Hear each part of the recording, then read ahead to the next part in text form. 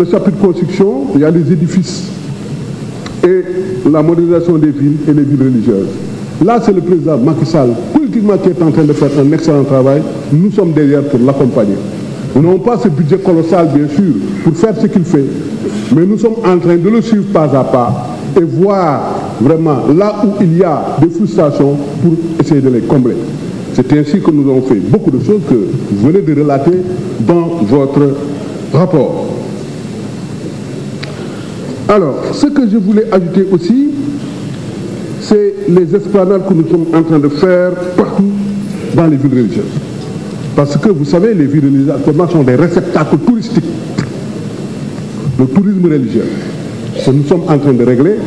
Et donc le président Macky Sall l'a compris depuis longtemps pour en faire autant. Honorables députés, je vais essayer maintenant de répondre aux questions qui m'ont été posées, avec précision d'ailleurs. Politique d'habitat de la diaspora. Vous savez, la diaspora, moi j'aime bien la diaspora parce que je connais leur valeur économique. 1000 milliards par an. C'est un élément fondamental de ce qu'on appelle les transferts unilatéraux. Et si le compte courant maintenant, son déficit est atténué, c'est à cause maintenant de ces transferts, dont l'ex-subvention revenue des émigrés. Et donc, le président Macky Sall le comprend et donne beaucoup plus d'importance à la diaspora.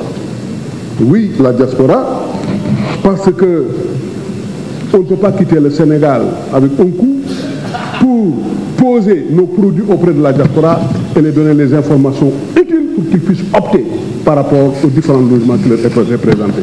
Tout ça, c'est parce que nous considérons la diaspora et nous savons que le pouvoir d'achat est très immense par rapport à ce pays. Avec l'effet du multiplicateur, je pense qu'il joue un rôle très important dans l'économie.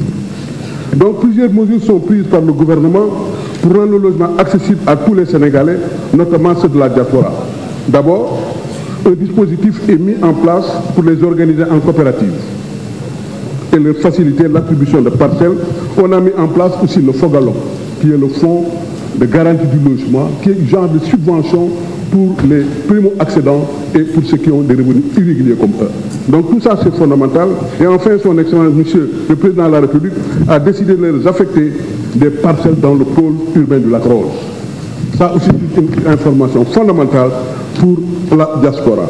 Coût élevé noté sur le logement. Oui, moi j'ai dit que, je vous l'ai dit tout à l'heure, si le foncier est gratuit, bien entendu le coût de logement va baisser naturellement. Et c'est ça l'objectif du président Macky Sall.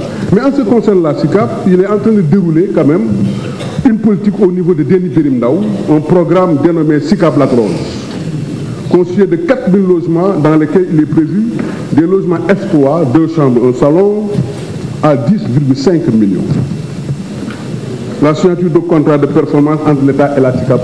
Et je vais vous informer que présentement, nous avons un projet quand même alléchant. Alléchant, je dirais, parce que c'est un projet qui va se dérouler tout de suite. Le décret sera signé certainement dans quelques jours par le président de la République.